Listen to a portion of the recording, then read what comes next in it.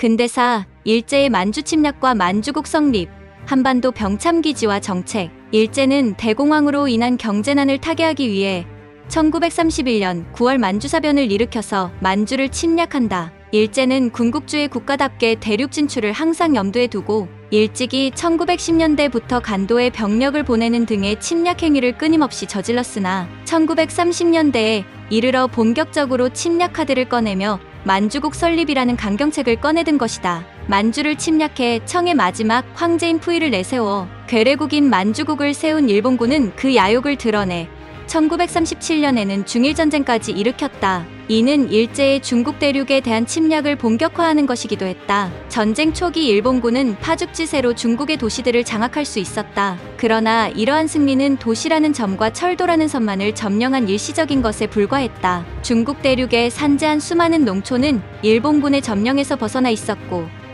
이곳들은 항일무장투쟁의 근거지가 되었다. 일본군은 점령한 중국의 도시들에서 학살을 자행했는데 1927년 말부터 1928년 초까지 남경에서는 수십만 명의 중국인들이 일본군에게 학살되었다. 이를 남경학살 또는 남경대학살이라고 한다. 일본의 침략 상황이 심각해지자 국공내전을 진행하고 있던 국민당군과 공산당군은 국공합작을 통해 공동으로 일본군에 대응하고자 했다. 합작군과 중국 민중의 반격을 받은 일본군은 중국 내륙으로의 진출에 애를 먹었다. 장개석의 국민당군이 미국의 지원을 받는 이상 추가적인 공세와 점령은 어려운 것이 자명하였다. 당시 국민당군은 버마를 통해 미국의 물자를 받으면서 일본에 대항했다. 일본은 군비를 늘리면서 서방의 경제 제재와 봉쇄로 곤란에 빠져 있었다. 특히 고무와 석유 같은 전략물자의 수급이 어려운 상태였다.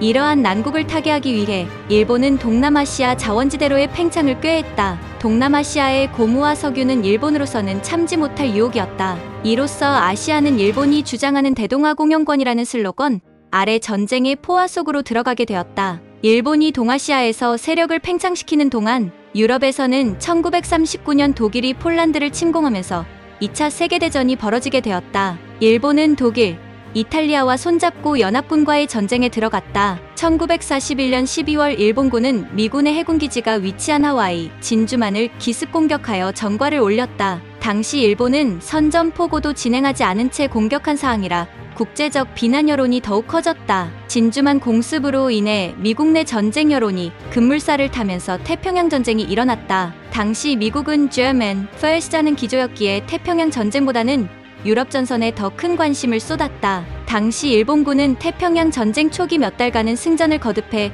필리핀을 점령하고 인도차이나, 말레이 반도, 싱가포르, 인도네시아 등 인도차이나 대부분을 점령하는 데 성공했다.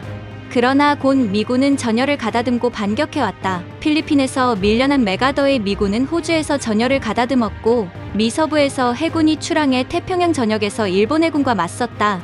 초기와 달리 전쟁이 진행될수록 일본군은 함대의 손실이 누적되며 점차 불리해졌다. 차노해 해전, 미드웨이 해전, 과달카날 섬 전투에서 일본군은 계속해서 참패했으며 결국 수세에 몰리게 되었다. 일본은 불리해진 전황을 극복하기 위해 각 점령지와 식민지에서 자원을 가혹하게 쥐어짜냈다. 물론 한국은 그 첫 번째 대상이었다. 1930년대 세워진 한반도 군수품 공장에서는 계속해서 군수품을 찍어냈고 식량과 광산자원 역시 수탈하였다. 1930년대 일제의 남면북양 정책은 이를 여실히 보여주는 수탈 정책이었다. 이는 한반도 남쪽에서는 면포를 생산했고 목축이 가능한 북쪽에서는 양모를 생산하는 정책이었다. 또한 한반도의 남쪽은 경공업, 북쪽은 중공업을 중심으로 개발하여 오로지 일제의 필요에 의한 일제를 위한 기형적인 산업구조를 만들었다. 게다가 일상용품은 물론 집에서 사용하는 그릇과 수저 등도 공출하여 무기로 만들었다. 수탈은 오직 자원에 국한된 것이 아니었다. 일제는 지속된 전쟁으로 만성적인 병력 부족에 시달렸다. 이러한 상태에서 계속해서 군에 들어올 일본인 자원이 부족해지자 이등신민으로 치부하여 무기를 쥐어줄 생각이 없었던 한국인을 차출하여 병사로 활용하려 하였다. 이들은 우선 사상적 기반으로 내선일체라는 구호를 내세우며 조선인에게도 영광스러운 의무를 주겠다며 호도하였다. 한국인들은 징병,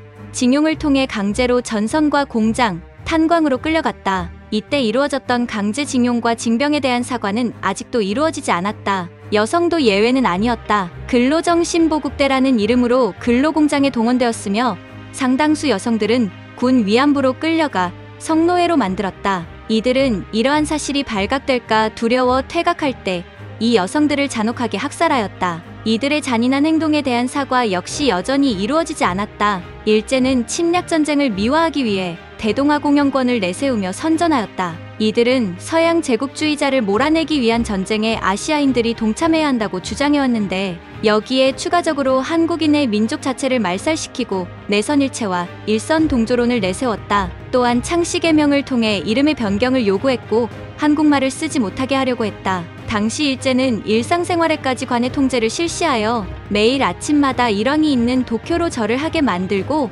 한국 시민의 서사를 외우게 하였다. 그러나 이러한 동화 정책에도 불구하고 한국인에 대한 멸시와 차별은 곧바로 사라지지 않았으며 이는 한국인들의 반발을 불러오는 원인이 되었다. 한국인들은 일제의 억압과 수탈 속에서도 정체성을 잃지 않았다. 한국인들의 독립운동은 꾸준히 이루어졌으며 곧 다가올 광복을 준비하고 있었다.